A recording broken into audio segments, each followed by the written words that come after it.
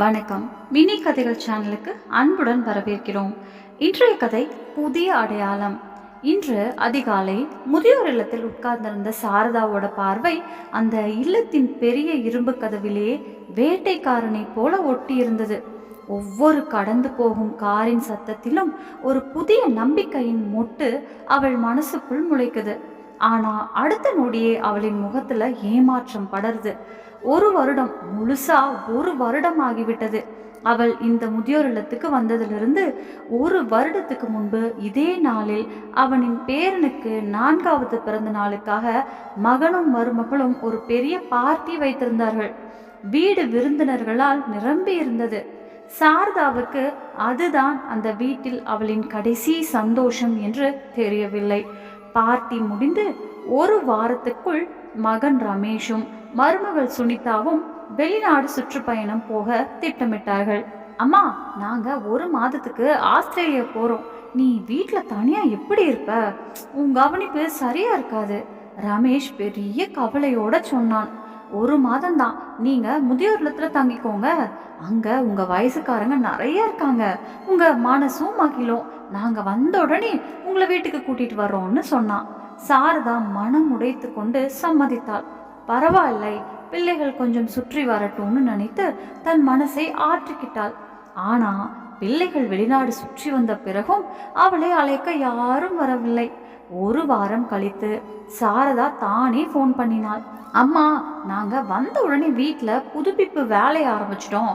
உனக்கு தெரியும் தானே, சுவர்கள்ல எவ்வளவு ஈரப்பதம் இருந்துச்சு. இப்போ வேலை நடக்குது. தூசி சத்தம் உனக்கு பிரச்சனையா இருக்கும். இது முடிந்ததும் உன்னை நல்லபடியா வீட்டுக்கு கூட்டிட்டு வரோம்னு சொன்னாங்க. அந்த வேலை இன்னும் சில மாதங்கள் இழுத்துச்சு. 3 மாதம் கடந்து போனது. இல்லத்தில் இருந்த அவளின் வயதான பெண்கள் முன்னாடியே எச்சரித்திருந்தார்கள். சாரதாக்கா, உன்னை ஏமாத்திக்காத. இவையெல்லாம் உன்னை இங்கே வைக்கத்தான் காரணங்கள். இனிமே யாரும் வரமாட்டாங்க. முதலில் சாரதாவின் மனம் போராடியது. ஏன் ரமேஷ் இப்படியா இருப்பான்னு தன்னை தானே ஆறுதல் சொல்லி கொண்டாள். ஆனால் மாதங்கள் கடந்து போய்கொண்டே இருந்தும் போன்ல கூட காரணங்கள் தவிர வேறேதும் கிடைக்காதப்போ அவளின் நம்பிக்கை கையில் இருக்கும் மணல் மாதிரி வழிந்து போச்சு. இப்போ அவளுக்கு நிச்சயமா தெரிஞ்சிடுச்சு, யாரும் அவளை அழைக்க வர போறதில்ல. ஒவ்வொரு ஞாயிற்றுக்கிழமையும் காலை சாரதா ரெடியாகி கதவுக்கே பார்வையை பார்த்துட்டு உட்கார்ந்துருந்தா. ஆனா சூரியன் உதிக்குது, அஸ்தமிக்குது, சாலையிலே கார்கள் போகிறது. ஆனா அவ காத்திருந்த அந்த காரோட வருகை மட்டும் எப்போதும் நடக்கவே இல்லை. ஆனா இன்றைய நாள் அவளின் பொறுமைக்கு ஒரு கடினமான சோதனையை கொடுக்க போகுது. இன்று ரோஹனின் 5வது பிறந்த நாள். மகனிடம் இருந்த நம்பிக்கை அழிந்திருந்தாலும் பேரனை பற்றிய மமதை இன்னும் அவளின் மூச்சோடு கட்டுண்டிருந்தது. அவள் ஒரே ஒரு முறையேனும் அவனை கண்கள் நிறைய பார்க்க வேண்டும் என்று ஆசைப்பட்டாள். 1 மணி நேரமாய் கதவை நோக்கி பார்த்து கொண்டிருந்தபடியே அவளின் பொறுமை முறிந்து போனது. 1 வருடமாக துளி துளியாய் சேர்த்திருந்த பொறுமையின் அணை இன்று ஒரு திடீர் அதிர்ச்சியால் உடைந்தது. பிடிவாதமான ஒரு ஆசை பலவீனமாய் போன அவளின் மன வலிமையை மீண்டும் உறுதியோடு எழுப்பியது. இல்லை, இன்று என்னால் என் பேரனை காணாமல் இருக்க முடியாது. ரோஹனை கண்டே ஆக வேண்டும். எதுவாக இருந்தாலும் சரி என்று அவள் மனதில் உறுதி கொண்டாள். ஆனால் இந்த அடையாளத்தோடு சென்றால் வீட்டு வாசலை கூட கடக்க முடியாது என்பதை அவள் நன்றாகவே அறிந்திருந்தாள். மருமகள் சுனிதாவின் முகம் அவளின் கண் முன்னே தென்பட்டது. அதில் அவளுக்கான மரியாதை இல்லை, வெறுப்பு மட்டுமே இருந்தது.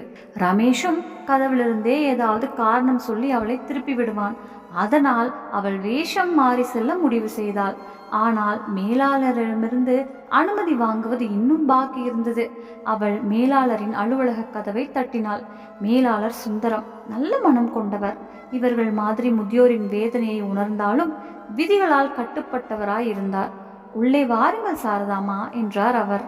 சாரதா மிகுந்த தாழ்மையுடன் மெலிந்த குரலில், சுந்தரம் சார், எனக்கு இன்று மாலை வரை ஒரு விடுப்பு வேண்டும். இன்று ஊருக்கு ஃபோன் போட்டேன். ஒரு அண்ணி மிகவும் உடம்பு சரியில்லாமல் இருக்கிறாரு.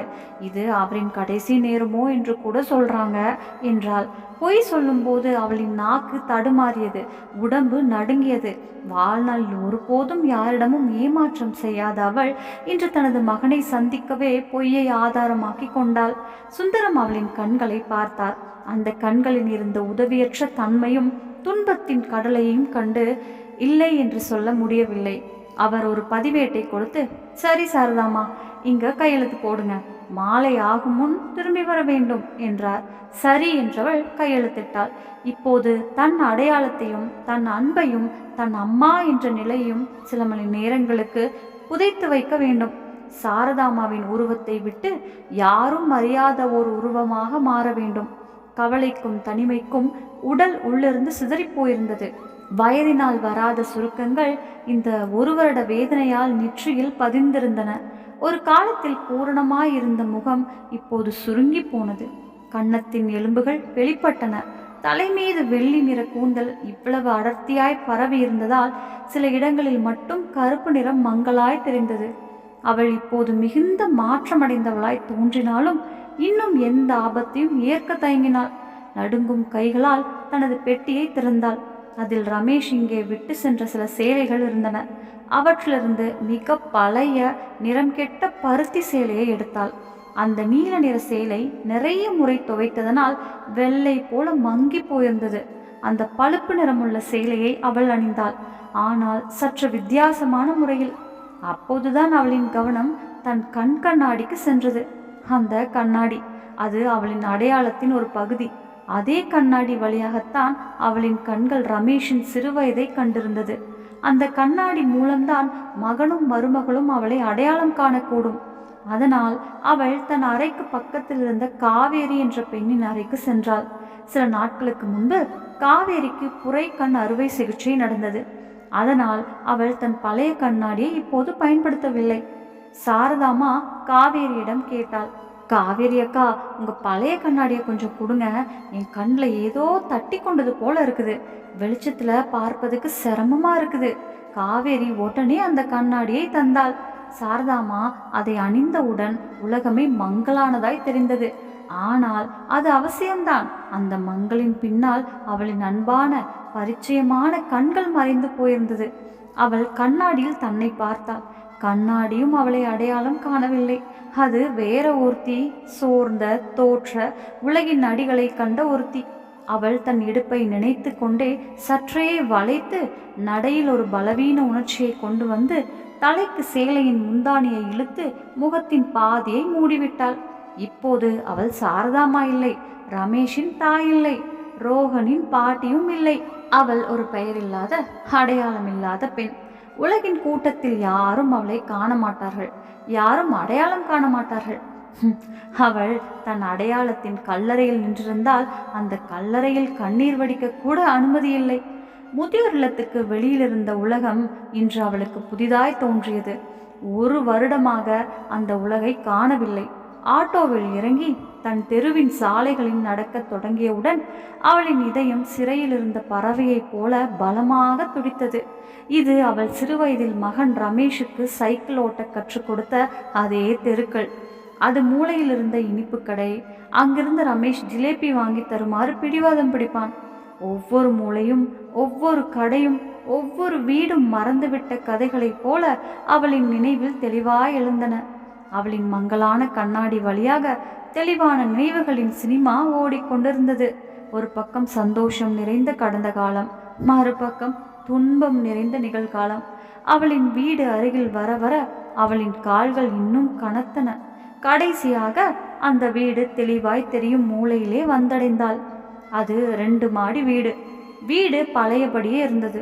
ஆனால் இன்று அது பலூன்களாலும் வண்ணமயமான அலங்காரங்களாலும் அழகாக அலங்கரிக்கப்பட்டிருந்தது. கதவும் அழகான தங்க கருப்பு நிற பலூன்களால் அலங்கரிக்கப்பட்டிருந்தது.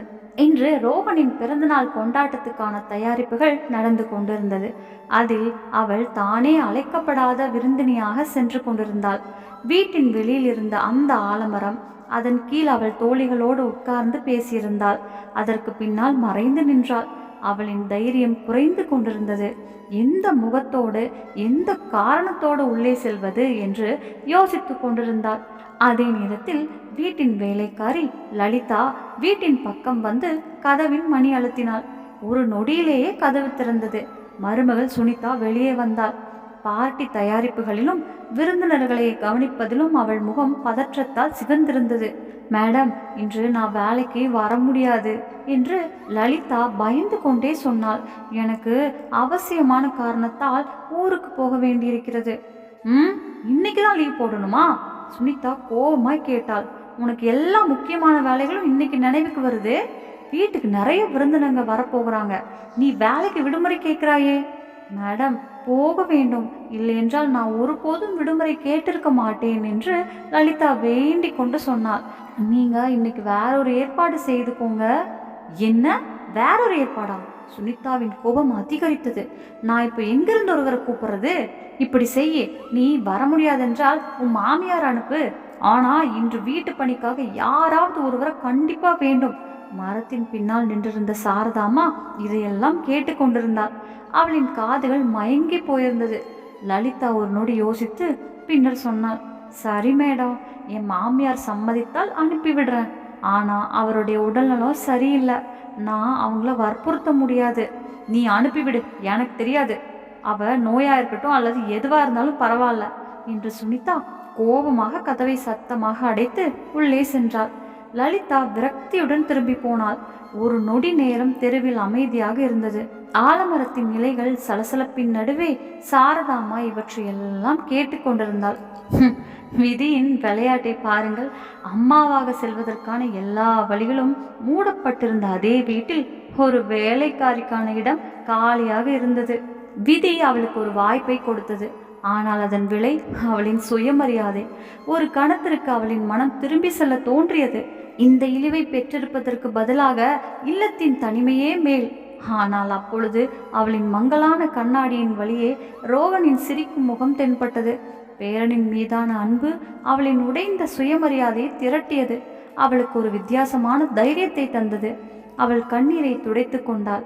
இன்று பேரனை கண்கள் நிறைய பார்ப்பதற்காக அவள் ஒரு வேலைக்காரியாக மாற வேண்டியிருந்தது. அவள் மரத்தின் ஒளியிலிருந்து வெளியே வந்தாள். அவளின் கால்கள் தரையில் வைக்கப்படவில்லை. தன் சுயமரியாதையின் சாம்பலில் தான் கால்கள் பதித்தன. அவள் ஒரு நீண்ட ஆழ்ந்த மூச்சை இழுத்து கதவின் மணியை அழுத்தினாள். மணியின் சத்தத்துடன் கதவு திடீரென திறந்தது. முன்னாள் மருமகள் சுனிதா நின்றிருந்தாள். அவளின் முகம் பதட்டமும் கோபமும் காரணமாக சிவந்திருந்தது. லலிதா வேலைக்கு வரமாட்டேன் என்ற செய்தி அவளின் நெற்றியில் ஆழமான சுருக்கங்களை போட்டிருந்தது. யார் என்று அவளின் கேள்வி கூர்மையான அம்பை போல இருந்தது. சாரதாமாவின் உள்ளம் திடுக்கிட்டது. அவள் தன் குரலை மாற்றி மெதுவாக நான் சாந்தி என்றாள். அவளின் வாக்கியம் முடியும் முன்னரே சுனிதாவின் கண்களில் ஒரு நிம்மதியின் ஒளி மின்னியது. லலிதா தனது மாமியாரை அனுப்பியிருக்கிறாள் என்று அவள் நினைத்தாள். அவளின் முகத்தில் இருந்த எரிச்சலை ஒரு சுயநல நிம்மதி மாற்றியது. சரி சரி, புரிஞ்சது. இறைவனுக்கு நன்றி, நீ வந்துட்ட. நான் ரொம்ப கஷ்டப்பட்டுட்டேன் என்று சுனிதா சாரதாமாவின் கையை பிடித்தபடியே சொன்னாள். அவளுக்கு அந்த வளைந்த முகத்தையும் மங்கலான கண்களையும் ஆராய நேரமில்லை.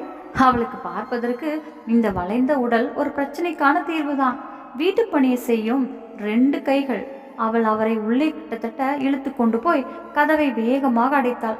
சாரதாமா வீட்டு வாசலில் கால் வைத்தவுடன் அந்த வீட்டின் பரிச்சயமான வாசனை ஒரு பலமான காற்றடியாக அவளை தட்டியது. அது அவளின் அன்புக்கான சாட்சியாக இருந்த வீடு. சோஃபாவில் இருந்த குஷன்கள், அவளே தன் கைகளால் தைத்திருந்த குஷன் உரைகள், சுவரில் இருந்த குடும்பத்தின் பெரிய புகைப்படம், அவற்றையெல்லாம் பார்ப்பதற்குள் அவள் கண்களில் நீர் திரண்டு வந்தது. ஆனாலும் அவளின் பார்வை உடனே பேரன் ரோகனை தேடத் தொடங்கியது. என்னம்மா, என்ன பார்த்துட்டு இருக்க? வேலை செய்ய தானே வந்திருக்கிறாயா? அப்படி என்றால் அங்க என்ன செய்கிறாய் என்று சுனிதா கடுமையாக கேட்டு சமையலறை நோக்கி சைகை செய்து கட்டளையிட்டாள்.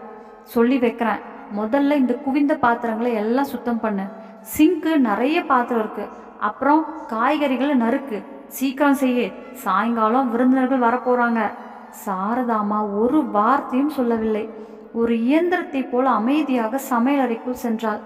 சிங்க் நிறைய பாத்திரங்களால் நிரம்பி இருந்தது. அவள் குழாயை திறந்து பாத்திரங்களை துளக்க தொடங்கினாள். அப்பொழுது உள்ளே இருந்த அறையிலிருந்து குழந்தைகளின் சிரிப்புகள் கேட்க ஒரு 5 வயது சிறுவன் புயல் போல் ஓடி வெளியே வந்தான். அவன் நீல நிற அழகான ஷெர்வானி அணிந்திருந்தான். அவன் ஒரே அரசகுமாரன் போலவே தெரிந்தான் ரோகன். அவனை பார்த்தவுடன் சாரதாமா அங்கேயே உறைந்து போனாள். அவளின் கைகள் நின்று விட்டன. அவளின் மனம் கத்திக்கொண்டே ஓடி போய் அவனை தழுவிக்கொள்ள, அவன் நெற்றியை முத்தமிட, பிறந்தநாள் வாழ்த்துக்களின் குழந்தையே என்று சொல்ல ஆசைப்பட்டாள். ஆனால் அவள் தன் நிலையை அறிந்திருந்தாள். அவள் பாட்டி இல்லை, வேறொரு பெண் மாறு வேடத்தில் வந்த சாந்தி. அவள் அங்கிருந்தபடியே அவனை தூரத்திலிருந்தே பார்த்து கொண்டாள். அவளின் கண்களில் பெருகிய கண்ணீரை சேலையின் நுனியில் துடைத்து கொண்டாள். ரோகன் அவளை ஒரு நோக்கு கூட பார்க்காமல் விளையாட்டில் மூழ்கி மற்ற குழந்தைகளுடன் வெளியே தோட்டத்துக்கு போனான். அவன் ஒரு நொடியும் நின்றதில்லை.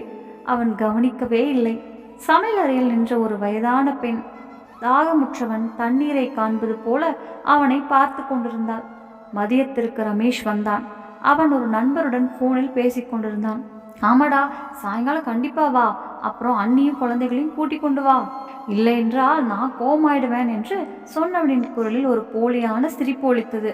அவன் சமையலறையில் வேலை செய்து கொண்டிருந்த சாந்தி மீது பார்வை சென்றது. ஒரு நொடி, ஒரே ஒரு நொடி அவன் உள்ளத்தில் ஒரு விசித்திரமான பரிச்சயம் தோன்றியது.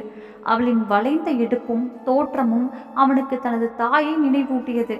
ஆனால் அடுத்த நொடியே அந்த எண்ணத்தை அவன் தள்ளி போட்டான். இது அம்மாவாக எப்படி இருக்க முடியும்? அவங்க அப்படியே இல்லத்தில் சுகமாக இருக்காங்க. நான் கூட என்ன நினைக்கிறேன்னு பாரு என்று ரமேஷ் தன் மனதில் நினைத்து கொண்டான். அவன் தன் தாயை அடையாளம் காணவே இல்லை. அப்படியே போனில் பேசிக்கொண்டே உள்ளே சென்றான்.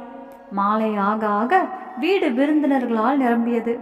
ரமேஷின் நண்பர்கள், சுனிதாவின் தோழிகள், சில தூரத்து உறவினர்கள் எல்லாரும் வந்திருந்தார்கள். அந்த விழாவில் விலையுயர்ந்த சுகந்தங்களின் மனமும் கூச்சலான சிரிப்புகளும் இசையின் சத்தமும் முழங்கிக் கொண்டிருந்தது. அந்த சத்தத்துக்கிடையில் சாரதாமா சில சமயம் விருந்தினர்களுக்கு தண்ணீர் கண்ணாடிகளை தந்தாள். சில சமயம் தேநீர், நொறுக்கு தீனி பிளேட்டுகளை பகிர்ந்தாள். பிறகு கேக் வெட்டப்பட்டது. Happy birthday to you Rohan என்ற பாடலோடு கைத்தட்டல்கள் முழங்கின. ரோகன் கேக் வெட்டி முதல் துண்டை ரமேஷுக்கும் சுனிதாவுக்கும் கொடுத்தான். சாரதாமா தொலைவில் நின்று இதையெல்லாம் பார்த்து கொண்டிருந்தாள். அவளின் மனம் ரோகன் ஒருமுறைதான் என் கூட தன்னை நோக்கி பார்ப்பானா என்று ஏங்கியது. ஆனால் அவன் உலகம் நண்பர்களிலும் பரிசுகளிலும் மூழ்கி இருந்தது. அந்த நேரத்தில் ரமேஷின் ஒரு மூத்த அத்தை கமலா சுற்றி நோக்கி கொண்டே, ரமேஷ், எல்லாரும் இருக்காங்க, ஆனா உன் அம்மா எங்க? அவ இல்லாம இந்த வீட்டில் விழா முழுமையா இல்லை போல. அவங்க ரோகனை ரொம்ப நேசிப்பாங்க, எங்க போயிட்டாங்க என்று கேட்டாள். அந்த கேள்வி ஒரு அம்பை போல தாக்கியது. ஆனால் ரமேஷும் சுனிதாவும் இதற்கான தயாரிப்புடன் இருந்தார்கள். சுனிதா தன் முகத்தில் திறமையான நடிகையாய் கவலைக்கும் பாசத்துக்கும் இடையிலான ஒரு புன்னகையை காட்டி, என்ன சொல்றது கமலாத்த, அம்மா தீர்த்த யாத்திரைக்கு போயிட்டாங்க. பல வருடங்களாக அவங்களுக்கு 4 தலங்கள் சென்று வர ஆசை இருந்தது. நாங்க பின் போங்கள் என்று சொல்லியும் கேட்கல என்றாள். ரமேஷும் உடனே பேச்சை தொடர்ந்தான். அவன் குரலில் ஒரு போலியான பெருமையும் திருப்தியும் இருந்தது. ஆமா அத்தை, நாங்க ரொம்ப சொல்லியும் இந்த வயசுல இவ்வளவு துன்பம் எதுக்கு என்று கேட்டோம். ஆனா அவங்க, ரமேஷ், உங்களுக்காக என் முழு வாழ்க்கையும் செலவழிச்சேன், இப்போ கொஞ்சம் புண்ணியம் சம்பாதிக்கட்டும், எப்போ அழைப்பு வரும் தெரியாது, அதுக்கு முன்னாடி சென்று வரணும்னு சொன்னாங்க. அம்மா ஆசையை விட பெரியது எதுவும் இல்லை. எல்லா ஏற்பாடுகளையும் நாங்க தான் பண்ணினோம். இப்போ 4 தல யாத்திரைக்கு போயிட்டாங்க, திரும்பி வர இன்னும் சில மாதங்கள் ஆகும் என்றான். இதை கேட்ட உடனே விழாவில் அடேங்க அப்பா எனும் குரல்கள் எழுந்தன. ஒரு நண்பன் ரமேஷின் முதுகை தட்டி, டே ரமேஷு, நீ தான் இன்றைய ஸ்டாரு. இந்த காலத்துல யார் தான் இப்படி அம்மா அப்பாவுக்காக சிந்திப்பாங்க, உனக்கு வணக்கம்டா என்றான். அந்த பாராட்டு சொற்கள் ரமேஷுக்கும் சுனிதாவுக்கும் பெருமையா இருந்தாலும் சாரதாமாவோட அவை உருகிய ஈயத்தை காய்ச்சி ஊற்றியதை போல காதுகளில் விழுந்தன. அவளின் ஆன்மா துளைக்கப்பட்டது போல் இருந்தது. தன் தாயின் நிலையை அறியக்கூட மகனுக்கு நேரம் இல்லை. ஆனால் இன்று அவள் போயிருக்கிறாள் என்று பொய்யை சொல்லி அவன் தன் பெரிய மனசுக்கான பொய்யான கோபுரத்தை எழுப்பிக் கொண்டிருந்தான். இந்த ஏமாற்றம், இந்த பாசாங்கு, இந்த வெளுத்து பேசப்பட்ட பொய் அவளால் தாங்க முடியவில்லை. அவளின் நடுங்கிய கைகளில் தண்ணீர் கண்ணாடிகளால் நிறைந்த ஒரு தட்டிருந்தது. ஸ்டார் என்ற பட்டம் அவளின் காதில் விழுந்தவுடன் அவளின் கைகளின் பிடி தளர்ந்தது. சமநிலை குலைந்து தட்டு சின்னார சத்தத்தோடு தரையில் விழுந்தது. கண்ணாடி குவாலிகள் சிதறி நொறுங்கின. இசை நின்றது. சிரிப்புகள் அடங்கின. எல்லோரின் கவனமும் அங்கு திரும்பியது. அங்கே ஒரு வயதான வேலைக்காரி பெண் சிதறிய கண்ணாடி துண்டுகளுக்குள் நடுங்கிக் கொண்டு நின்றிருந்தாள். அந்த குழப்பத்தில் அவள் குனிய முயன்ற போது அவளின் முகத்திலிருந்து அந்த கனமான தடினமான கண்ணாடி கீழே விழுந்தது. தலைக்கு போர்த்திய முந்தானையும் சறுக்கி விழுந்தது. ஒரு கணத்துக்கு அங்கு மரண அமைதி நிலவியது. உண்மை வெளிப்பட்டு விட்டது. அந்த பெண் எல்லாரும் வேலைக்காரி என்று நினைத்திருந்தார்கள். அவள் வேலைக்காரி இல்லை. இப்போது எல்லோரின் முன்னாடியும் ரமேஷின் தீர்த்த யாத்திரைக்கு போயிருக்கும் அம்மா சாரதாம்மா நின்றிருந்தாள். இன்னும் சில நிமிடங்களுக்கு முன் ஸ்டார் என்ற மகன் நினைத்த முகம் அதுவே அவளின் முகம்.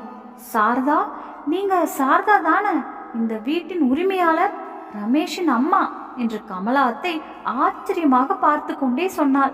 அவள் ஒரு அடிக்கு முன்னேறினாள். அவளின் கண்கள் நம்ப முடியாத அதிர்ச்சியால் விரிந்தன. அவள் சாரதாமாவை மேலிருந்து கீழ் வரை பார்த்தாள். அந்த கண்களில் ஒரு ஆயுளின் துன்பம் மிதந்தது.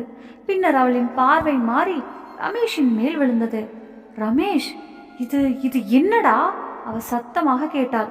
அங்கிருந்த ஒவ்வொரு விருந்தினரும் கேட்கும்படியாக. உன் அம்மா தீர்த்த யாத்திரைக்கு போயிருந்தாங்க இல்லையா? இது என்ன மாதிரி யாத்திரை? ரமேஷும் சுனிதாவும் முகம் வெண்மையாய் மாறின. அவர்களின் நாக்கு மேல்தாடில் ஒட்டி கொண்டது. சில நிமிடங்களுக்கு முன்னிருந்த பாராட்டின் புன்னகை இப்போது அவமானத்தாலும் உண்மை வெளிச்சத்திலும் கருகியது. இன்னும் சில நிமிடங்களுக்கு முன் ரமேஷின் முதுகை தட்டியிருந்த நண்பர்கள் இப்போது ஒருவரையொருவர் பார்த்து கொண்டு கிசுகிசுக்க தொடங்கினார்கள். ஸ்டார் முகமூடி கிழிந்து அதன் பின்னால் இருந்த கொடூரமான சுயநலமான முகம் எல்லாருக்கும் தெரிந்துவிட்டது. இந்த நிலை உனக்கு யாரால் வந்தது சாரதா என்று கமலா அத்தை கேட்டாள். சாரதாமா அழுத்தமாய் சுவாசித்து கொண்டு, கமலா, நான் தீர்த்த யாத்திரைக்கு போகவில்லை, நான் முதியோர் இல்லத்துக்கு போனேன். என் பிள்ளைகள் சில நாட்களுக்கு அங்கே இருக்க சொன்னாங்க.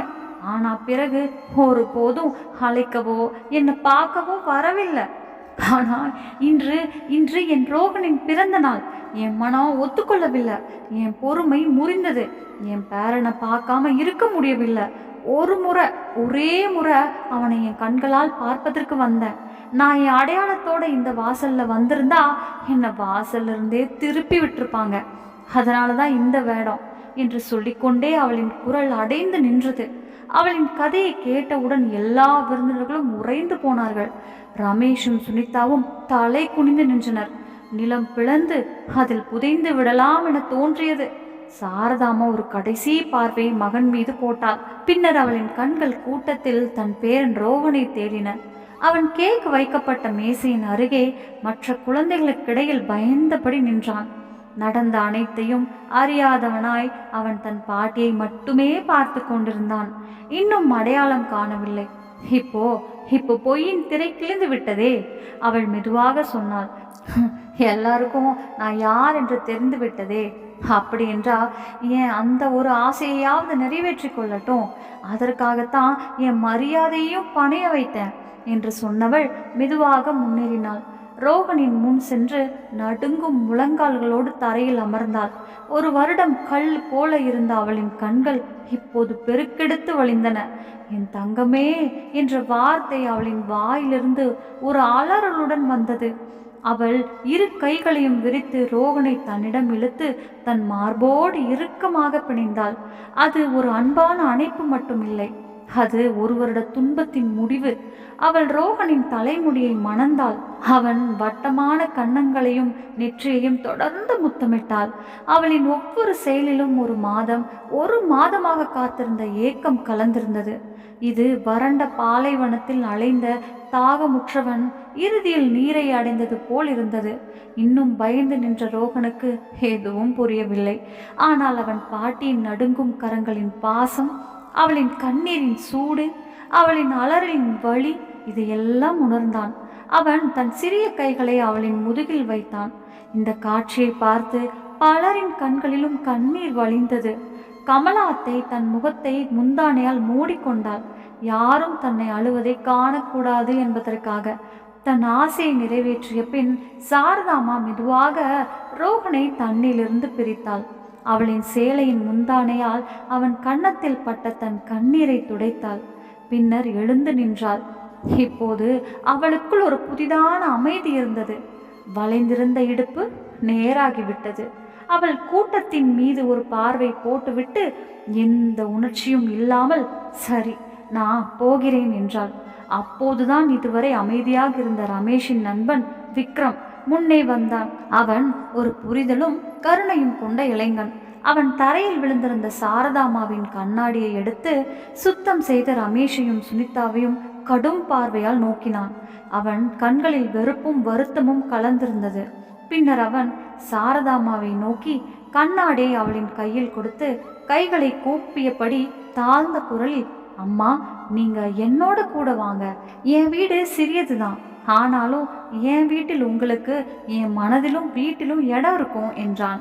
விக்ரமின் வார்த்தைகள் சாரதாமாவின் உள்ளத்தில் தூங்கியிருந்த சுயமரியாதையை எழுப்பியது. அவள் கண்ணீரை துடைத்து கொண்டு அவன் தலையை தொட்டு, நீ எப்போதும் சந்தோஷமாயிருப்பா, கடவுள் உனக்கு நிறைய நலன் தரட்டும் என்றாள்.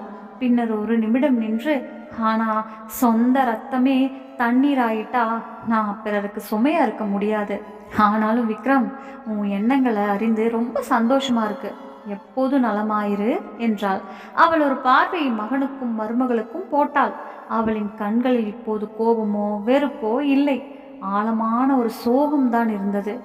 என் இடம், என் அதிர்ஷ்டம் என்னை எங்க கொண்டு போயிருக்கிறதோ அங்கேதான் முதியோர் இல்லம் என்று சொல்லிவிட்டு அவள் திரும்பி யாரையும் நோக்காமல் அந்த வீட்டை நிரந்தரமாக விட்டு வெளியேறினாள். அவளின் அடிகளில் இப்போது எந்த பலவீனமும் இல்லை. எல்லாம் இழந்த பின் கிடைக்கும் அந்த அமைதிதான் இருந்தது. அவள் சென்ற பின் ஸ்டார் பட்டம் தந்த விருந்தினர்கள் வெட்கத்தால் தலை குனிந்தனர். ஒருவருக்கொருவர் ரமேஷையும் சுனிதாவையும் திட்டியும் சாடியும் விட்டு வெளியேறினார்கள்.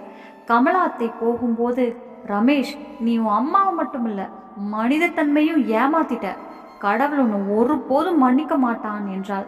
அவை சொற்கள் இல்லை, ரமேஷுக்கும் சுனிதாவுக்கும் நேரடியாக விழுந்த அறைகள். அவளும் கிளம்பிவிட்டாள். பின்பு அங்கே எஞ்சியது அந்த ஆடம்பரமான வீடு, சிதறிய பரிசுகள், பாதி சாப்பிட்ட கேக், தரையில் சிதறிய கண்ணாடி துண்டுகள்.